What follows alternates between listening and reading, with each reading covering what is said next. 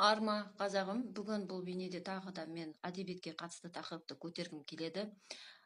Біз миф эпостарды оқыған кезде оны қалай түсінуіміз керек деген сұраққа жауап бергім келеді, және қалай балаларға миф эпос туралы дұрыс түсіндіру керек екенін.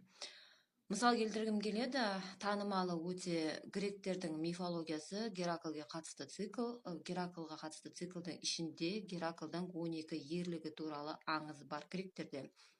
Сол аңыздарда былайынан оқығанда ол жай ғана фантастика сияқты болып көрінеді, бірақ ол жерде өте терең ой бар. Міне, Геракл 12 құбыжықтармен түрлі ерлік құбыжықтармен кездесіп түрлі ерліктерді жасайды. Мысалы, бірінші нелері Ниней арыстаны, арыстан деген ол деген тәкаппарлықтың символы. Сонымен Ниней арыстанын жеңіп, Геракл жай ғана құбыжықты жеңбейді, ол өзінің бойындағы тәкаппарлықты жеңіп шығады.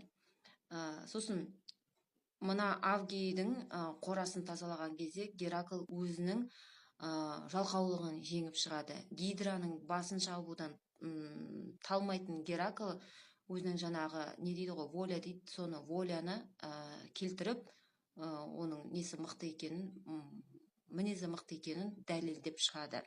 Кереней маралына бір жыл бойы Геракл аңдып жүреді, ол маралды ешкім ұстай алмаған. Сол маралды Геракл ұстап алады, бірақ ұстап алғаннан кейін ол маралды бостандыққа қайтадан шығарып жібереді.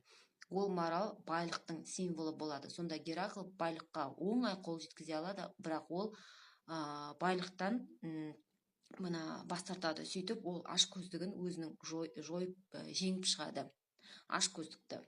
Сонымен қатар Геракл Амазония еліне барып, Ипполита ханымның жаңа кілең әйелдің мемлекетін басқаратын, әйелдерді басқаратын ханымды белдешесін әкеледі. Сонда әкелетте оны басқа кісіге тапсырады Геракл. Сонда тапсырғанда Геракл ол не істейді? Ол өзінің нәпсісін жойып шығады. Жаңа былайынан жалпақ сөзбен айтқанда қатын құмарлығын басып шығады деген символ бар бұл жерде. Солай түсінуге болады. Мына біздің қазақы дастандарымызда, аңыздарымызда көптеген жерлерде символизм көп бұл жерде бар. Сондықтан оқыған кезде мұқият оқу керек, және ол жерде мынау жай ғана фантастика деп қол сілтеуге болмайды. Аман болайық, қазағым.